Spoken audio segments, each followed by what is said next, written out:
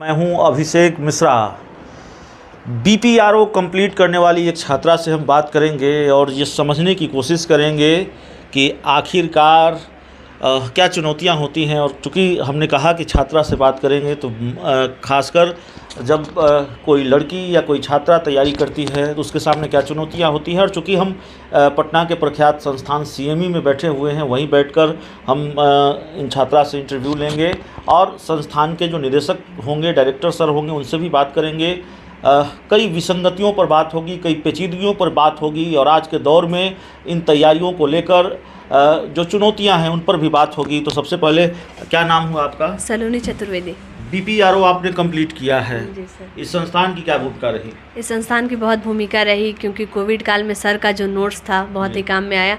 और एक्चुअली 20 दिन पहले ही डेट अनाउंस हुआ था कि 20 दिन बाद एग्ज़ाम होगा, तो उस बीच में सर का नोट्स बहुत ही हेल्प किया।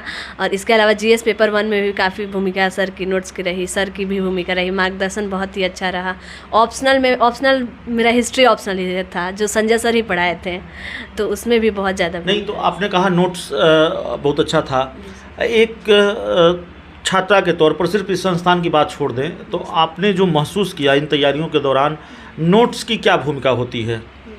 नोट्स की बहुत भूमिका होती है। कहा जाता है ना कि अपर दीपो भव, महात्मा बुद्ध भी कहते हैं कि अपना दीपक स्वयं बनिए। तो मार्गदर्शन अगर आपका उचित तरीके से होगा तो आप सफल हो जाइएगा कहीं ना कहीं तरीके से। जी सर। ये भी हम समझना चाहेंगे कि चूँकि आप एक महिला हैं, महिलाओं के सामने तो वैसे भी चुनौतियाँ होती हैं और ख़ासकर महिलाएँ अगर कुछ करना चाहें, बनना चाहें, उच्च शिक्षा की तरफ बढ़ना चाहें, कैसे उन चुनौतियों से निपटा जा सकता है? आपके सामने भी कोई चुनौती थी?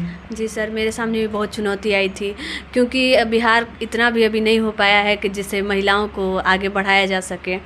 और एक पंक्ति है कि स्त्री तेरी की यही कहानी, आंचल में है दूध आँखों में पानी। तो सभी स्त्रियों से, सभी महिलाओं से मेरा निवेदन है कि इस पंक्ति को आप लोग आइए और गलत साबित करिए।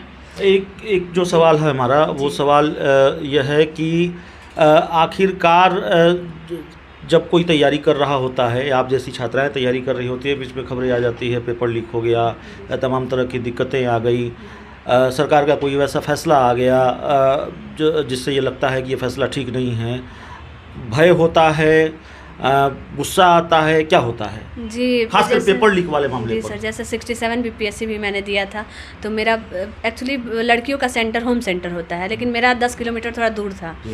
तो ये बहुत बड़ी विडंबना है बीपीएससी की, या फिर कहा जाए तो कि अचानक बच्चा कहाँ से दूर से आता है और अभी घर भी नहीं पहुंचता है, पता चलता है पेपर लीक हो गया है।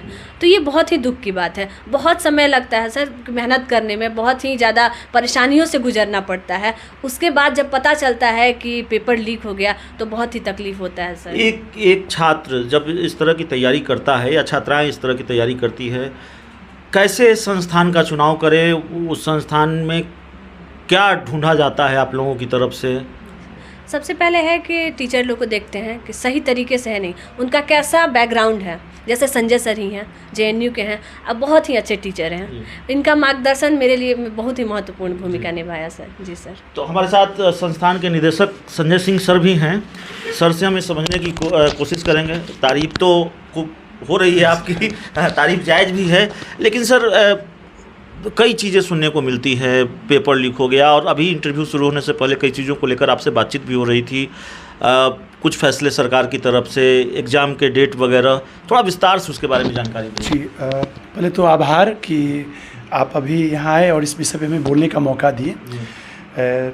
अभी लकली सलोनी आई हुई थी, मिठाई लेकर, बहुत दौर चल रहा है। 3 अगस्त के बाद से लगातार कई बच्चे आते हैं, तो मिठाई पहला ऐसा मौका था कि आप पे एक विषय पे बात करने आए और ये सलोनी भी मिल गई, तो अच्छा लगा। इनको भी बहुत बधाई और काफ़ी सारे बच्चे, उनको बधाई। बड़ा अच्छा आपका सवाल था। देखिए, अभी एक बड़ा ज्वलंत मुद्दा है। 67वीं बीपीएससी की परीक्षा मई में होने की थी, उसमें पेपर लीक हो गया था। उसका 5 से 6 बार डेट बदला और फिर अभी भी एक बार अगस्त लास्ट का था, वो डेट चेंज हुआ।